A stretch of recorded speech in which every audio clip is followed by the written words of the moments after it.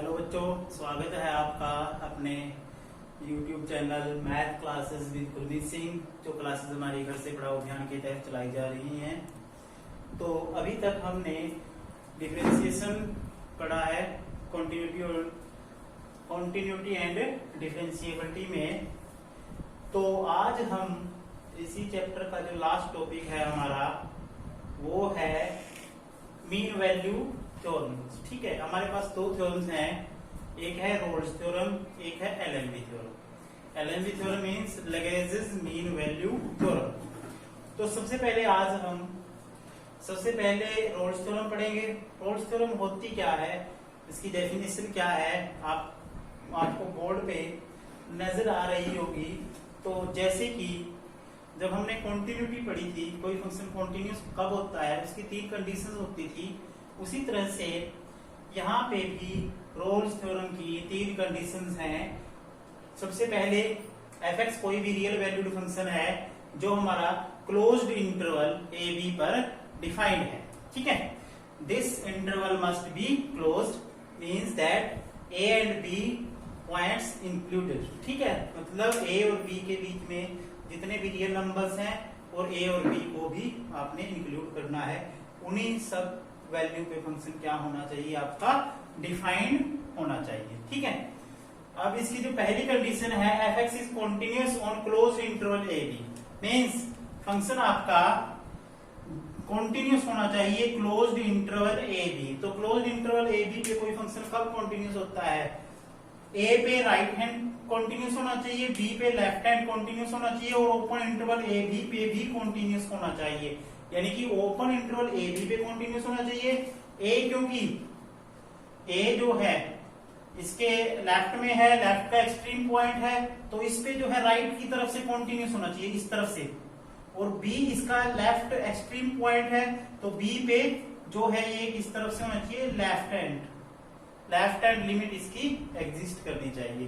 तो मेन तो आपका ये है कि ये क्लोज्ड इंटरवल पे कॉन्टिन्यूस होना चाहिए। ठीक है, सेकंड कंडीशन है f(x) is differentiable on open interval a b, यानी कि जो फंक्शन है हमारा वो ओपन इंटरवल a b पर डिफरेंशिएबल होना चाहिए। तो डिफरेंशिएबल का मतलब ये है a और b के मतलब इंटरवल के बीच में हर एक रियल नंबर पे फंक्शन का डेरिवेटिव एग्जिस्ट करना चाहिए, वो फाइनाइट हो, डेफिनेट हो, रियल हो। ठीक है, इसी तरह से जो इसकी थर्ड कंडीशन है, जो इसका इनिशियल पॉइंट a है और जो लास्ट पॉइंट b है, दोनों पे फंक्शन की वैल्यू क्या होनी चाहिए, इक्वल होनी चाहिए।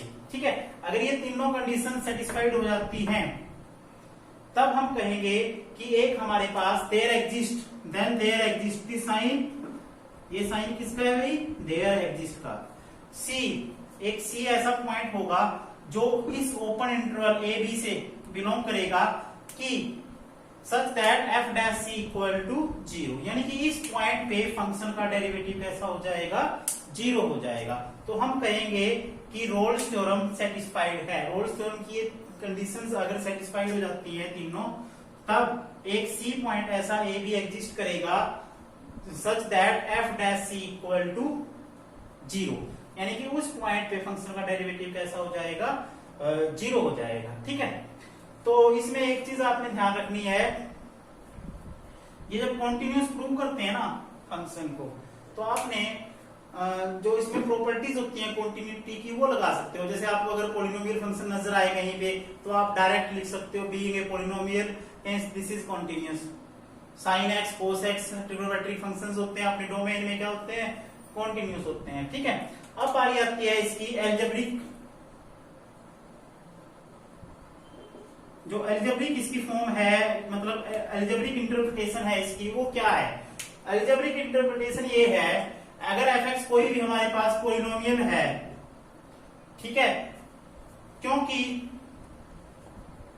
ये a और b पे डिफाइंड है, तो a और b जो है, जो इसके रूट्स होंगे, ठीक है, तो a और b के बीच में एक पॉइंट ऐसा लाई करेगा c कि वो इसके डेरिवेटिव का जो है वो रूट होगा। समझ में आई बात, तो उसके डेरिवेटिव का रूट होगा, यानी कि उसके डेरिवेटिव की वैल्यू उस पॉइंट पे क्या हो जाती है, 0 हो जाती है। अब इसकी बारी, इसकी बात आती है ज्योमेट्रिकल इंटरप्रिटेशन की। ज्योमेट्रिकल इंटरप्रिटेशन ये है, मान लो ये हमारा कार्टेशियन प्लेन है और ये है y equal to f x curve, मतलब जो हमारा फंक्शन था उसका कर्व है, और ये पॉइंट है x कोऑर्डिनेट a, ठीक है, और ये है x इक्वल टू b, ठीक है। तो इस पॉइंट के कोऑर्डिनेट क्या होंगे, a और एफ ए, और इस पॉइंट के कोऑर्डिनेट क्या होंगे, b और एफ बी, क्योंकि ये a और b क्या है, यहां पे देखो a एफ ए, ठीक है। इस पॉइंट के कोऑर्डिनेट क्या हो जाएंगे, a एफ ए, और इस पॉइंट के कोऑर्डिनेट क्या हो जाते हैं, b एफ बी, यानी कि x कोऑर्डिनेट क्या है, यहाँ पे x की वैल्यू क्या है, देखो x कोऑर्डिनेट b है, और y कोऑर्डिनेट, y किसके इक्वल है, एफ एक्स के, तो y कोऑर्डिनेट क्या होगा, क्योंकि x की वैल्यू क्या है, b है, तो इसमें y कोऑर्डिनेट क्या हो जाएगा, एफ बी। इसी प्रकार यहाँ पे x की वैल्यू क्या है, a है, तो y की वैल्यू क्या हो जाएगी, एफ ए, तो यहाँ पे y कोऑर्डिनेट क्या हो जाएगा, एफ ए, ठीक है। तो सबसे पहले फंक्शन आपका कॉन्टिन्यूस है। कॉन्टिन्यूस का मतलब है उसके ग्राफ में कहीं पे भी ब्रेक नहीं है, मतलब कहीं से ग्राफ टूटा हुआ नहीं है, जैसे ऐसे टूटा हो कहीं से, ठीक है। ग्राफ जो है कॉन्टिन्यूस है, लगातार है, कहीं पे ब्रेक नहीं है उसमें। दूसरा है f x is differentiable on a b. तो जब डिफरेंशिएबिलिटी की बात आती है ज्योमेट्री में, डिफरेंशिएबल का मतलब होता है जो हमारा फंक्शन है उसके ग्राफ पे एक आप हर एक पॉइंट पे यूनिक टेंजेंट ड्रॉ कर सकते हो। जैसे यहाँ पे भी एक लाइन, टचिंग लाइन खींच सकते हो आप, यहाँ पे भी, यहाँ पे भी, यहाँ पे भी, यहाँ पे भी, यानी कि उसका जो है टेंजेंट है वो हर एक पॉइंट पे यूनिक होगा, यानी कि एक पॉइंट पे आप दो टेंजेंट, डिफरेंट टेंजेंट ड्रॉ नहीं कर सकते, ठीक है। और तीसरी कंडीशन ये है, यहाँ पे भी इस कोऑर्डिनेट इतना ही है एफ ए, और जो हमारा यहाँ पे y ऑर्डिनेट है वो भी इतना ही है, यानी कि ये हाइट इक्वल है। यहां से अगर हम ऐसे मिलाएं, y कोऑर्डिनेट क्या है, दोनों पॉइंट का वो क्या है, इक्वल है। देखो y कोऑर्डिनेट क्या है, दोनों पॉइंट्स का इक्वल है, इसका मतलब y कोऑर्डिनेट क्या है, यहाँ पे एफ ए है और यहाँ पे क्या है, एफ बी है, यानी कि y कोऑर्डिनेट हमारा इक्वल है, ठीक है। तो सभी conditions according to geometry satisfied है, ठीक है। तो एक ऐसा पॉइंट हमारे पास C होगा यहाँ पे, ठीक है, ये x इक्वल टू सी है, such that f dash c equal to 0। अब फंक्शन का डेरिवेटिव 0 है, इसका मतलब उस पॉइंट पे उसका slope parallel to x axis होता है। डेरिवेटिव अगर 0 है, इसका मतलब स्लोप क्या है, स्लोप ऑफ टेंजेंट, या sorry tangent, slope of tangent equal to 0 means tangent is parallel to x axis. तो यहां पे जब हम टचिंग लाइन खींचते हैं, टेंजेंट लाइन ड्रॉ करते हैं, तो वो बिल्कुल एक्स एक्सिस के पैरेलल आएगी। जब एक्स एक्सिस के पैरेलल आएगी तो इसका मतलब क्या है, जो ये जो है एफ डैश सी, इस पॉइंट पे फंक्शन का डेरिवेटिव क्या हो जाता है, 0 हो जाता है। तो ये हमारे जो है रोल्स थ्योरम थी, उसकी ज्योमेट्रिकल इंटरप्रिटेशन थी। अब बारी आती है हमारे पास, इसका जो क्वेश्चन है वो कैसे करते हैं, ठीक है। फिर उसके बाद एलवी थ्योरम करेंगे। इसका पहले जो फर्स्ट क्वेश्चन है वो कर लेते हैं।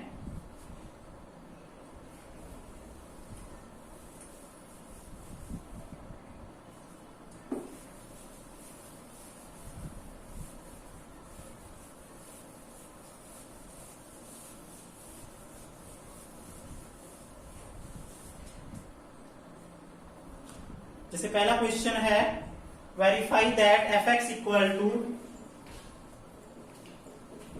What is the statement, f x equal to x square plus 2x minus 8, x square plus 2x minus 8 and the given interval is x belongs to -4 to 2। तो ये है हमारे पास फंक्शन। सबसे पहले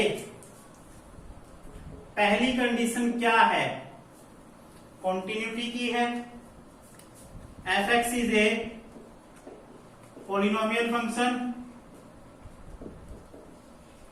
सो कॉन्टिन्यूस एवरीवेयर, हर एक पॉइंट पे continuous होगा polynomial function, so continuous on close interval -4 to 2।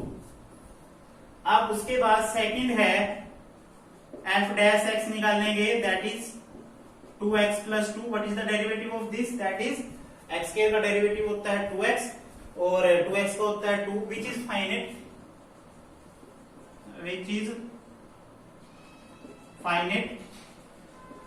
Definite real, which is finite definite real, hence which is finite definite real on -4 to 2। ठीक है, क्योंकि देखो -4 और 2 के बीच में कहीं पे भी इंफिनिटी नहीं बनता, ये फाइनाइट रहता है, डेफिनेट रहता है और रियल वैल्यू को एग्जिस्ट करता है इस इंटरवल में। ठीक है, तो सबसे पहले क्या करेंगे, hence f(x) is differentiable eight open interval -1। ठीक है,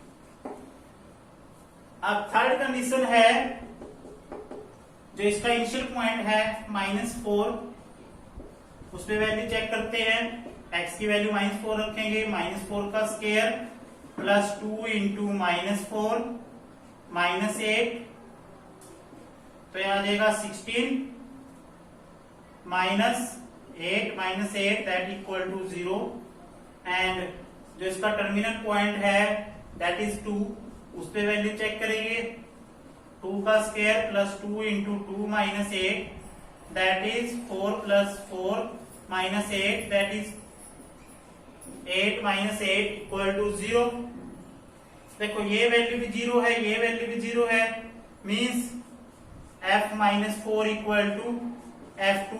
जो थर्ड कंडीशन थी हमारी रोल्स थ्योरम की, वो क्या थी, fa इक्वल टू fb, ये थर्ड कंडीशन थी हमारे पास।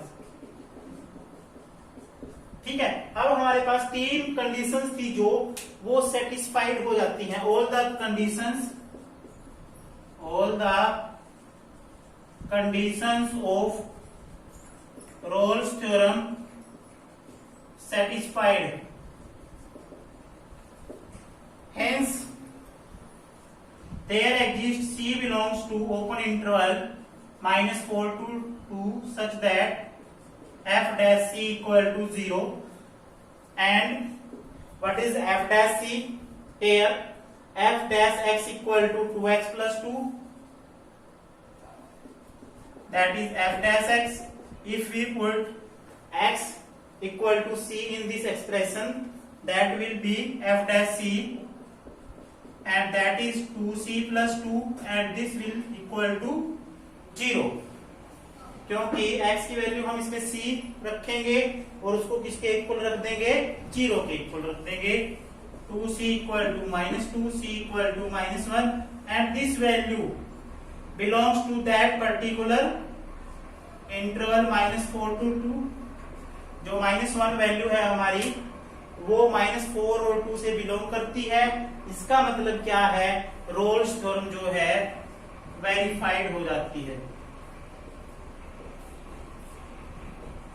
अगर ये वैल्यू आपकी जो है इस इंटरवल से बिलोंग ना करे, इसका मतलब क्या है, जो हमारी रोल्स थ्योरम है वो वेरीफाई नहीं है। इसका मतलब कहीं पे आपकी कोई गलती हुई है, कोई कंडीशन आपने गलत लगा दी। ठीक है, और एक चीज ध्यान रखनी है, अगर आपका फंक्शन कॉन्टिन्यूस नहीं है, पहली ही कंडीशन में फेल हो जाता है, ठीक है, जैसे कहीं एंट्रेंस एग्जाम होते हैं, कोई बच्चा पहले पेपर में फेल होता है तो उसको अगले पेपर में बैठने नहीं दिया जाता। उसी प्रकार अगर ये पहली कंडीशन में फेल है तो अगली कंडीशन चेक करने की जरूरत नहीं है। तो क्या लिखोगे, जो आपकी रोल्स थ्योरम है वो सेटिस्फाइड नहीं है। क्यों?